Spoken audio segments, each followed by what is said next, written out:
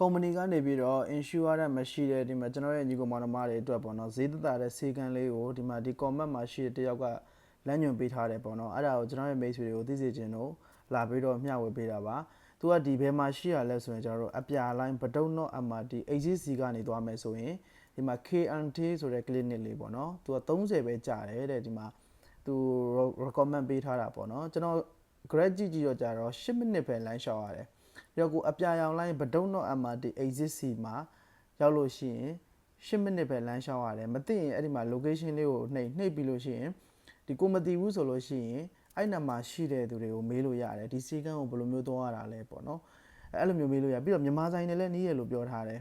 အဲ့နာမှာကျွန်တော်တို့မြန်မာဆိုင်ရှိတယ်ဒီဘဒုံနော့ MRT ရဲ့ agency မှာကျွန်တော်တို့မြန်မာဆိုင်လေးရှိတယ်အဲ့မြန်မာဆိုင်ကိုလည်းကျွန်တော်တို့သွားပြီးတော့မေးလို့ရတယ်အဲ့နာရောက်လို့ရှိရင်ကျွန်တော်တို့မြန်မာတွေလည်းအများကြီးတွေ့လိမ့်မယ်နောက်ပြီးတော့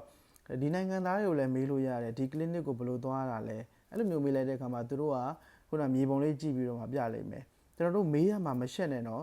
ဘယ်နေရာပဲဖြစ်ဖြစ်မသိရင်မေးကျွန်တော်လည်းမေးတာပဲကျွန်တော်တို့အထူးသဖြင့်ဒီကျွန်တော်တို့ဒီ resident အနေနဲ့ပေါ့နော်ဒီဆေးရုံတွေလိုက်တဲ့အခါမှာဒီဆေးရုံမှာက department တွေကအများကြီးရှိတာကိုတချို့ level တွေဆိုလို့ရှိရင်ဘယ်လိုသွားမှမသိတဲ့အခါမှာ counter မှာရှိတဲ့သူတွေမေးတယ်ဒီ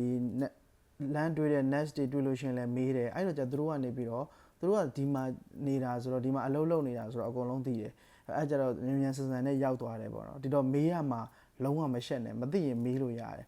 ကိုယ့်ရဲ့ဒီလိပ်စာလေးတည်ပြီးဆိုရင်အဲ့နာရောက်ရင်မေးကြည့်လိုက်10မိနစ်ပဲလမ်းလျှောက်ရတယ်ဒီမှာ30ပဲကြာတယ်လို့ပြောထားတယ်ဒီတော့သွားကြည့်ပေါ့နော်ကျွန်တော်ကတော့မသွားဘူးသေးဘူးဒါပေမဲ့ဒီမှာသွားဘူးတဲ့သူက recommend ပေးထားတယ်အဲ့ဒါလေးကိုလမ်းညွှန်ပေးတာပါမိတ်ဆွေများတော့အဆင်ပြေကြပါစေ